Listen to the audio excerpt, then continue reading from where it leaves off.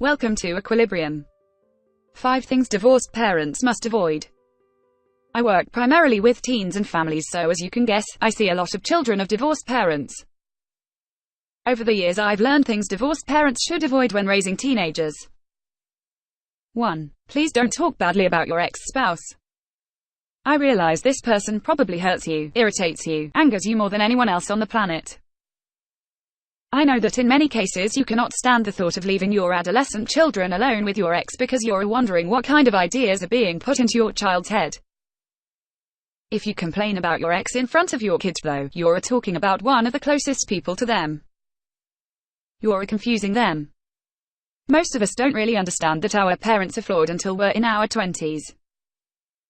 By then we have the emotional maturity to deal with that fact.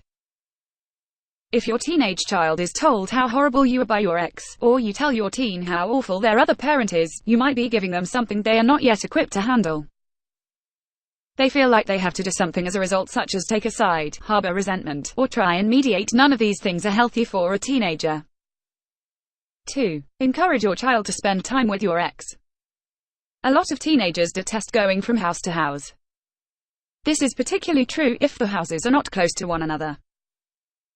It is difficult on a teenager's social life to be an hour away from their friends on weekends. This can make it really easy for your child to start skipping weekends with the other parent because it's inconvenient. Before anyone realizes it, your teenager is out of the habit of seeing one of their parents. Whether you have primary custody of your child or not, try your best to have them see each parent at least weekly. Kids will complain and gripe, but the parent-child relationship is one of the most important in their lives. 3. Don't have vastly different rules from house to house. This one is almost an impossibility. Now I'm asking you to respect the parenting style of someone you have very little respect for. If your child is grounded at one house, enforce it at yours, even if your child was grounded for something you see as ridiculous. Trying to have a united parenting front helps prevent teenagers from choosing sides in the divorce, or refusing to see one parent over the other. It also helps your ex be more inclined to listen to you when you wanted to talk about something parent to parent. 4. Don't stop communication on the small stuff. In other words, watch out for the divide and conquer tactic. Your teenager is keenly aware of whether you and your ex-spouse tell each other little details about what your teenager is up to.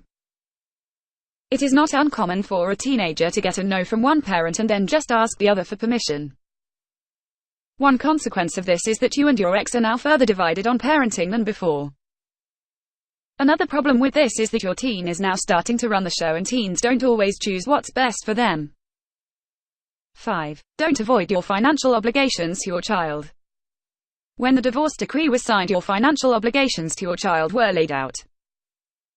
You might be required to pay child support, keep your teen on your insurance plan, pay for half of a car, etc. Whatever is written in the divorce decree, stick with it.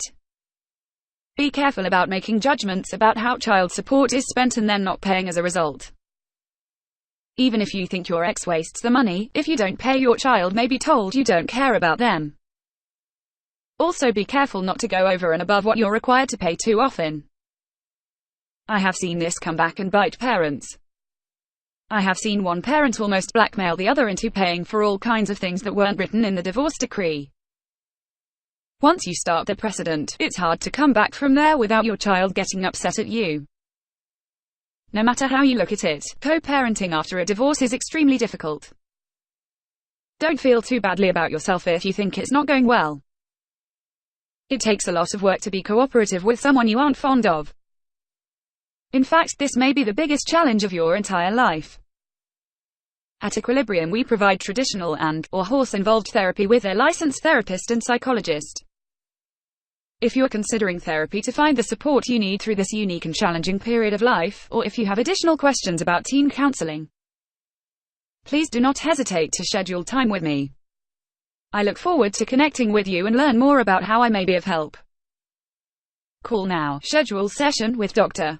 Giselle Faubel. She works with teens at her farm in Southwest Ranches, Florida.